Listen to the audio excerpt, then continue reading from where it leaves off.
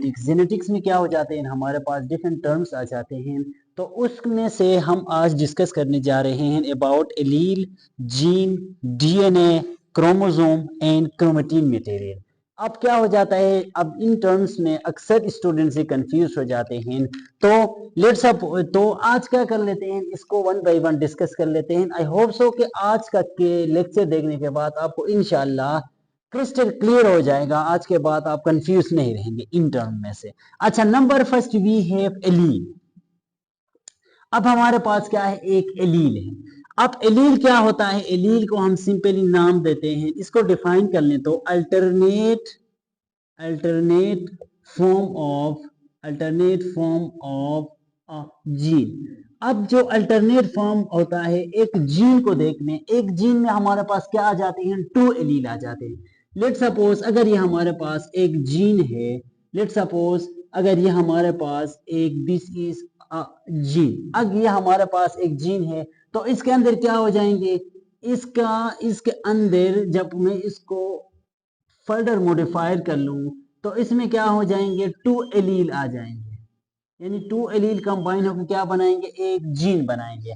Let suppose अब जो allele होते हैं, एलील लेट सपोज मैं एग्जांपल लेता हूं हाइट का हमारे पास क्या है, जीन है, तो ये हमारे पास हाइट का जीन है और ये भी हमारे पास हाइट का जीन है। लेट सपोज ये जो हाइट का जीन है, ये एलील एक क्या है, हमारे पास डोमिनेंट है। डोमिनेंट मींस क्या हो जाएगी, ये आगे जाके अपने आप को जीनोटाइपिकली, ये हमारे पास क्या है, अब जीनोटाइपिक है। अब एक होता है फिनोटाइपिक, फिनोटाइपिक में क्या होता है, the expression of genotype is known as phenotype, यानी हमारे पास जो जीन के अंदर जो कोड होते हैं, अगर वो फिजिकल फॉर्म में अपीयर हो तो हम उसको सिंपली नाम देते हैं फिनोटाइप। एक होता है जीनोटाइप, जीनोटाइप में क्या होते हैं, यानी जीन के अंदर हो जाते हैं, जीन के अंदर होते हैं। फिनोटाइप में जीन के अंदर जो, लेट सपोज ये एलील हमारे पास है, अगर ये अपने आप को शो कर लें तो उसको फिनोटाइप का नाम देते हैं। अच्छा, सो ये हमारे पास एक जीन है और ये जीन है हमारे पास हाइट का, राइट। अब इसके अंदर क्या होता, हमने पढ़ लिया alternate form of a gene is known as allele. अब ये एलील हमारे पास हाइट का एक जीन है, इसके अंदर हमारे पास 2 अल्टरनेट फॉर्म ऑफ जीन है जिसको हमने नाम दिया एलील।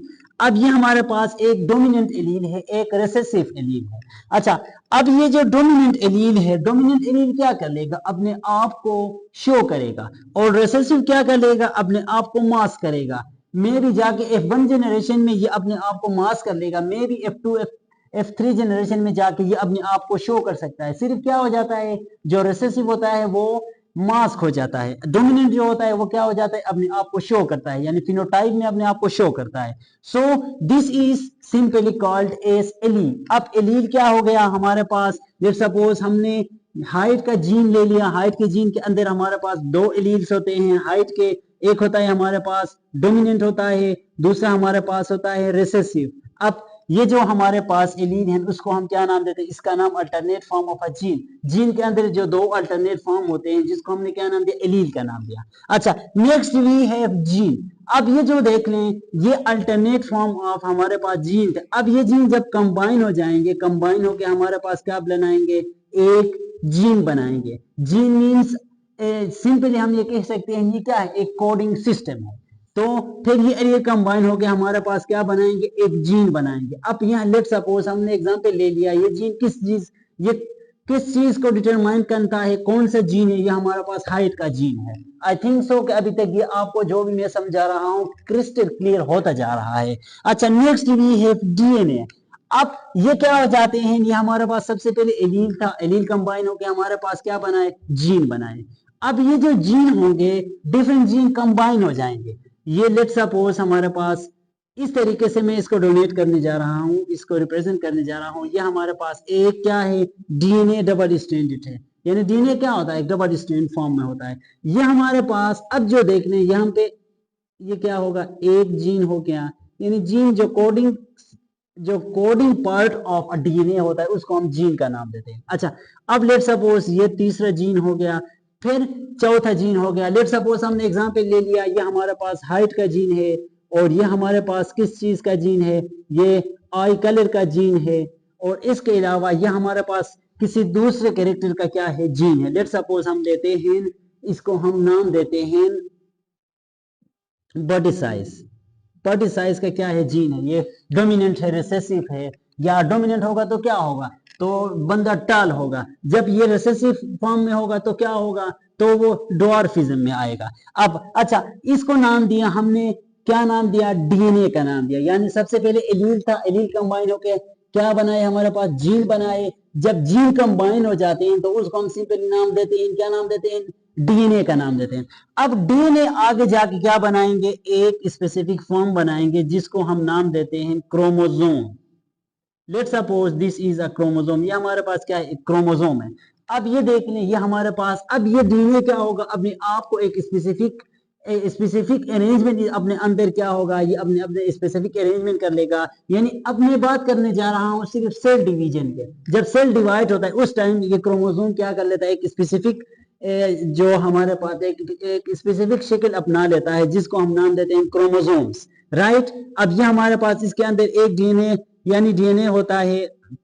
अब ये जो क्रोमोसोम्स होते हैं इसके सिस्टर क्रोमेटिड वगैरह वो आगे जाके क्रोमोसोम में ब्रीफली डिस्कस कर लेंगे।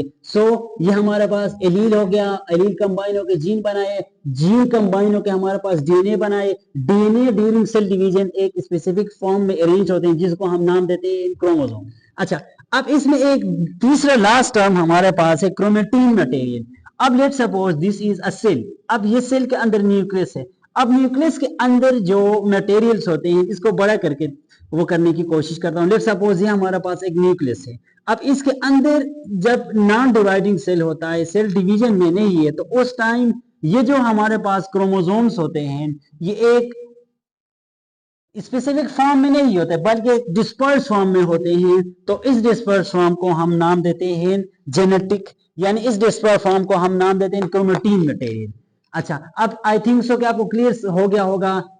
सबसे पहले हमारे पास एलील, फिर जीन, फिर डीएनए, फिर क्रोमोसोम, और ये हमारे पास क्या हो गया, हमारे पास ये क्रोमेटिन मटेरियल। अच्छा, अब ये हमारे पास क्रोमेटिन मटेरियल है तो ड्यूरिंग सेल डिवीजन ये अपने आप को एक कंडेंस फॉर्म बनाएगा जिसको हम नाम देते हैं क्रोमोसोम। अब क्रोमोसोम के अंदर हमारे पास क्या होते हैं, हमारे पास डीएनए होते हैं। अब डीएनए के अंदर हमारे पास क्या होते हैं, जीन्स होते हैं, और जीन्स के अंदर हमारे पास क्या होते हैं, एलील होते हैं। आई थिंक सो ये आपको क्रिस्टल क्लियर हो गया होगा। आई थिंक सो कि आपको क्रिस्टल क्लियर हो गया होगा। थैंक्स फॉर वॉचिंग एंड अल्लाह ने